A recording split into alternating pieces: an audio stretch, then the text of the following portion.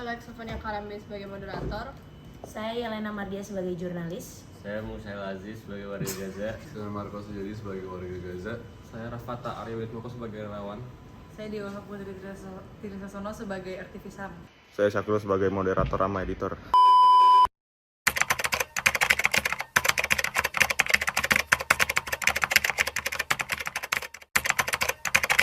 Selamat datang dalam diskusi kelompok kami. Pada kesempatan kali ini, kami akan membahas topik Indonesia and the International World dengan fokus pada peran warga Indonesia dalam isu kemanusiaan internasional. Kasus yang kami angkat adalah keterlibatan warga Indonesia, khususnya relawan, dalam konflik kemanusiaan di Gaza. Dalam beberapa waktu terakhir, kondisi di wilayah tersebut menjadi perhatian masyarakat internasional. Diskusi ini akan membahas beberapa aspek, yaitu partisipasi relawan Indonesia, peran media, hambatan politik dalam bantuan kemanusiaan, peran organisasi internasional, hak asasi manusia, serta dampak aksi warga terhadap dunia internasional. Saya ingin memulai dengan kondisi di lapangan. Bagaimana situasi yang dirasakan oleh kalian para warga Gaza? Jujur sekarang kondisinya cukup sulit, terutama dalam kebutuhan dasar seperti makanan, air, bersih, dan layanan kesehatan. Termasuk rumah-rumah kami juga yang sekarang sudah kurang layak untuk ditinggali. Betul kan, Sel?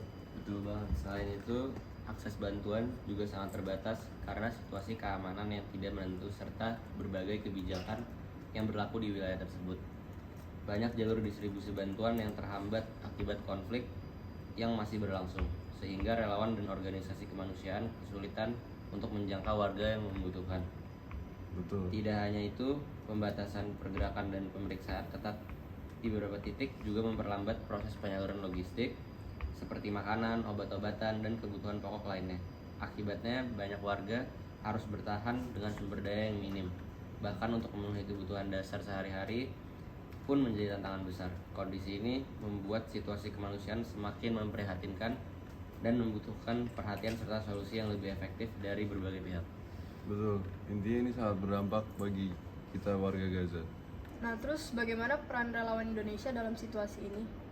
Oke, jadi saya sebagai relawan Indonesia berpartisipasi aktif dalam memberikan bantuan kemanusiaan seperti distribusi logistik dan dukungan medis kepada korban bencana. Dan juga mereka terlibat juga dalam penyaluran kebutuhan dasar seperti makanan, air bersih, pakaian, serta perlengkapan darurat lainnya agar dapat segera menjangkau masyarakat yang terdampak. Dan juga selain itu, relawan medis juga turut memberikan pelayanan bantuan mulai dari pertolongan pertama, juga ada pemeriksaan kesehatan, juga ada hingga penanganan trauma bagi korban. Dan peran relawan ini tuh juga sangat penting karena nggak hanya membantu meringankan beban secara fisik, tapi juga memberikan dukungan moral di tengah situasi yang sulit ini. Akan tetapi dalam pelaksanaan ini bakal banyak terdapat hambatan, terutama dengan akses wilayah yang dan regulasi internasional. Banyak daerah terdampak yang sulit dijangkau, terus juga banyak situasi keamanan yang gak stabil. Nah, selain itu juga relawan juga menghadapi prosedur seperti perizinan masuk, terus juga ada distribusi bantuan, hingga koordinasi dengan otoritas setempat. Nah, perbedaan sistem hukum, kebijakan, dan juga birokrasi antar negara ini yang seringkali membuat atau memperlambat proses penyaluran bantuan, sehingga dibutuhkan kerjasama yang aktif, baik, koordinasi yang efektif, serta pemahaman terhadap regulasi internasional agar bantuan dapat tersalurkan dengan cepat dan tepat sasaran. Terima kasih. Nah, terus kalau gitu apa saja hambatan utama dalam penyaluran bantuannya? Nah, oke. Untuk buat hambatan utama itu berasal dari pembatasan akses yang pertama oleh pihak keamanan serta kebijakan politik internasional yang seringkali membatasi ruang gerak para relawan dan organisasi kemanusiaan. Nah, kalau dalam situasi konflik atau kondisi tertentu, pihak keamanan tuh dapat membatasi masuknya bantuan dengan alasan menjaga stabilitas atau kedaulatan wilayah.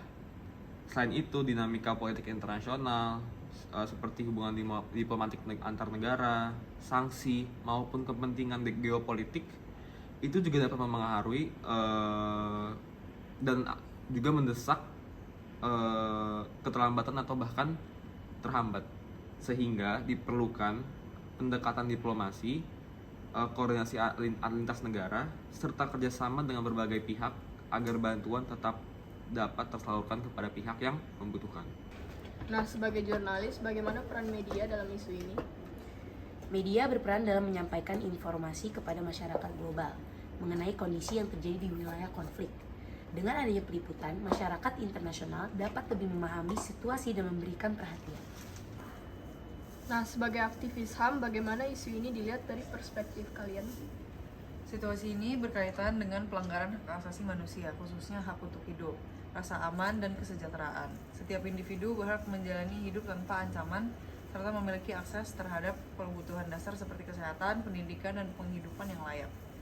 Jika hak-hak tersebut tidak terpenuhi, hal ini mencerminkan kurangnya perlindungan terhadap martabat dan nilai kemanusiaan. Lalu yang terakhir, bagaimana dampak dari aksi warga Indonesia terhadap dunia internasional? Oke, jadi aksi tersebut tuh membantu meringankan kondisi lapangan, terutama bagi masyarakat yang terdampak bencana atau krisis kemanusiaan. Bantuan yang diberikan baik dalam bentuk logistik, layanan kesehatan maupun dukungan psikologis mampu memenuhi kebutuhan dasar korban dan mengurangi risiko yang lebih besar. Selain itu, kehadiran relawan juga memberikan rasa aman dan harapan bagi para korban. Nah, karena mereka merasa tidak sendirian dalam menghadapi situasi sulit ini, secara keseluruhan, aksi ini berperan penting dalam mempercepat proses pemulihan, menjaga stabilitas kondisi di lokasi terdampak, serta mendukung upaya rehabilitasi di jangka panjang. Itu saja, terima kasih. Selain itu, aksi tersebut juga meningkatkan kesadaran global terhadap isu kemanusiaan. Liputan media internasional menjadi lebih luas, sehingga perhatian dunia terhadap konflik atau bencana yang terjadi semakin besar. Hal ini dapat mendorong negara lain, organisasi internasional, maupun individu untuk ikut berkontribusi, baik dalam bentuk bantuan kemanusiaan, dukungan politik, maupun advokasi. Dengan begitu, aksi warga Indonesia tidak hanya berdampak secara lokal, tetapi juga memperkuat solidaritas global. Bantuan dari Indonesia sangat berarti bagi kami. Dukungan yang diberikan tidak hanya membantu memenuhi kebutuhan dasar seperti makanan, obat-obatan, dan perlengkapan sehari-hari, tetapi juga memberikan harapan di tengah situasi yang sulit. Betul bukan, Cel? Betul banget. Kami merasa tidak sendirian karena masih ada saudara-saudara dari jauh yang peduli dan terus mengulurkan tangan. Setiap bantuan yang datang menjadi bukti nyata bahwa solidaritas kemanusiaan masih ada, dan itu memberi kami kekuatan untuk terus bertahan menghadapi kondisi yang penuh tantangan ini. Nah, dari diskusi ini dapat disimpulkan bahwa peran warga Indonesia tidak hanya bersifat nasional tetapi juga internasional. Berdasarkan diskusi, warga Indonesia memiliki peran sebagai agen kemanusiaan, penyampai informasi, dan penggerak solidaritas internasional. Hal ini mencerminkan nilai Pancasila, khususnya kemanusiaan yang adil dan beradab. Dalam konteks global citizenship, warga Indonesia menunjukkan kepedulian terhadap isu lintas negara. Secara etika, tindakan membantu sesama merupakan bentuk tanggung jawab moral. Meskipun menghadapi berbagai tantangan, kontribusi warga Indonesia tetap memberikan dampak nyata bagi masyarakat internasional. Terima kasih. Terima kasih semua.